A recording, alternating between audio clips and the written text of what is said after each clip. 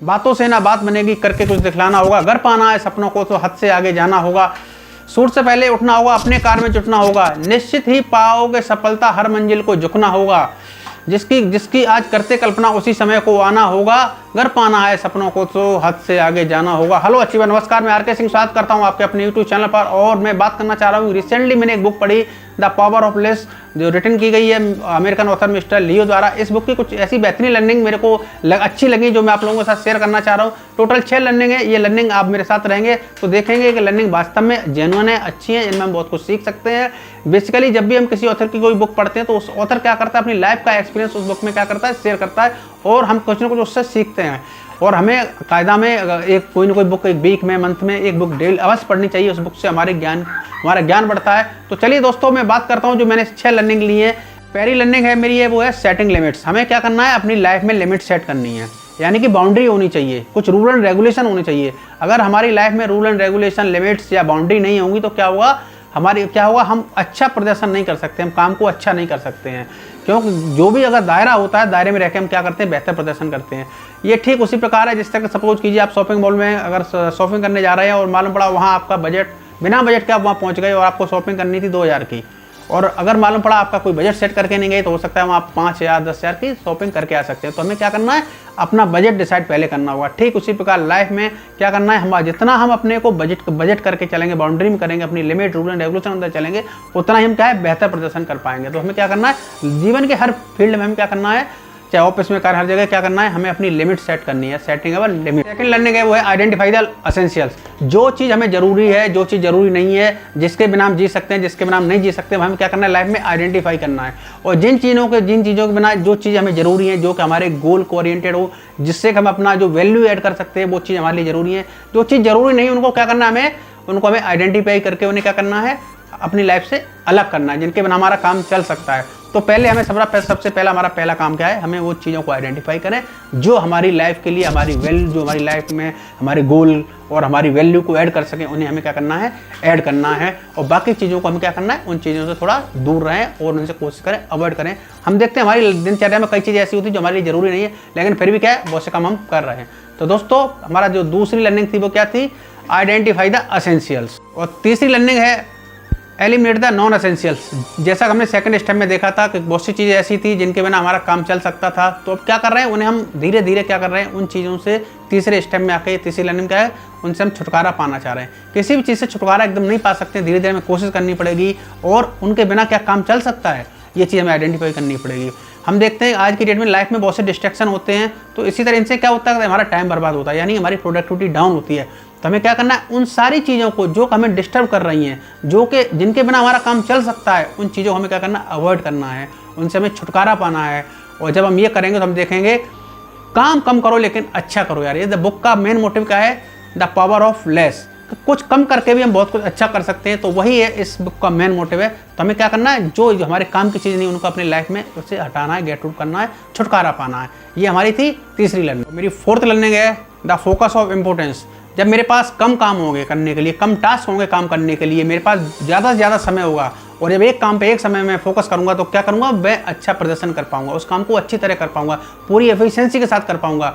क्या होगा, हमारे पास इंटरप्शन कम होंगे, यानी कि डिस्ट्रैक्शन कम होंगे।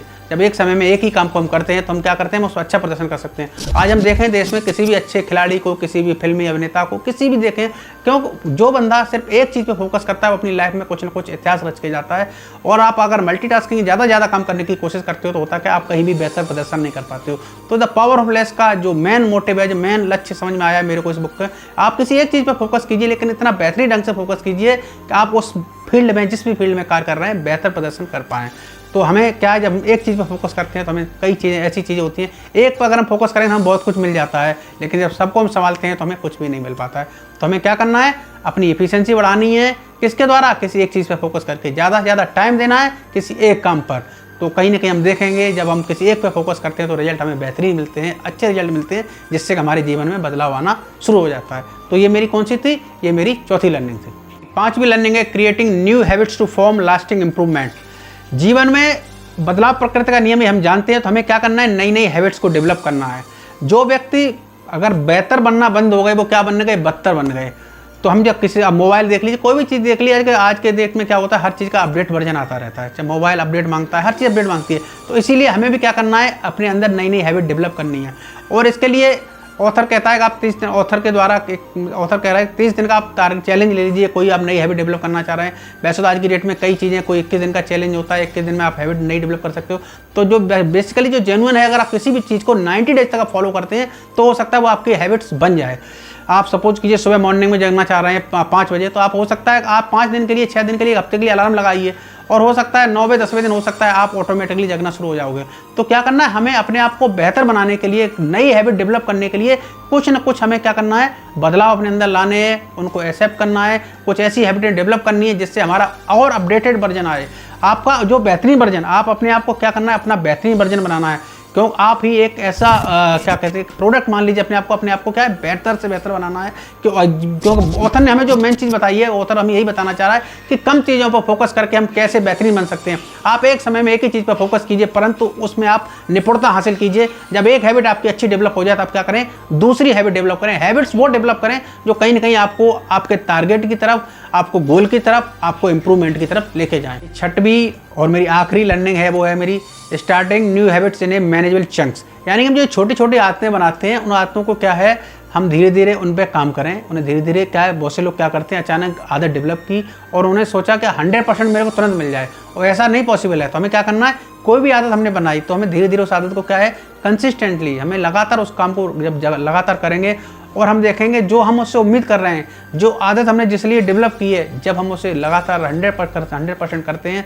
एक समय में की आदत को करते हैं, तो हमें क्या होता है, रिजल्ट हमारे अपने हिसाब से मिलना शुरू हो जाते हैं। आप सोचिए, आपने 10 आदतें लगाई, 5 आदतें लगाई, उनमें 5 में लगातार काम करोगे तो क्या होगा, आपस में कोलैप्स हो जाएंगे, और रिजल्ट क्या हो, किसी समय कोई रिजल्ट नहीं मिलेगा। तो हमें क्या करना है, मैनेजेबल के हिसाब से, यानी कि हम उन हैबिटों को मैनेज कर सकें। अगर आपने एक आदत लगाई या 2 आदतें लगाई, आपने कोई सपोज करो किताब बुक पढ़ने की कोई हैबिट डेवलप की, तो आपको क्या करना है, डेली आप करें, कंसिस्टेंटली उस काम को करेंगे ना, तो वो आपकी हैबिट में आ जाएगा। और वही जब ऑथर ने, उससे पहले भी ऑथर बता चुका है, कोई भी आप एक चैलेंज की तरह लीजिए, अपनी हैबिट को एक चैलेंज की तरह लीजिए और कंसिस्टेंटली लें, लगातार हमें लेना है। तो हम क्या करेंगे, हम देखेंगे हमारी कोई छोटी छोटी हैबिट्स हैं, वो एक दिन हम जो उनसे उम्मीद कर रहे हैं, जिस वजह से हम वो आदत डेवलप कर रहे हैं, तो वो क्या करेगी, हमें वो रिजल्ट देना शुरू कर देगी। दोस्तों, अच्छी बुक लगी, इसके लिए मैंने आपको इसका लर्निंग आप लोगों के साथ शेयर किया है। इसमें से जो भी लर्निंग आपको पसंद आई हो, उम्मीद करता हूँ आप मुझे बताएं, और कोई नई बुक अगर मेरे को अच्छी लगेगी, आप लोगों के साथ डेफिनेटली मैं शेयर करूँगा।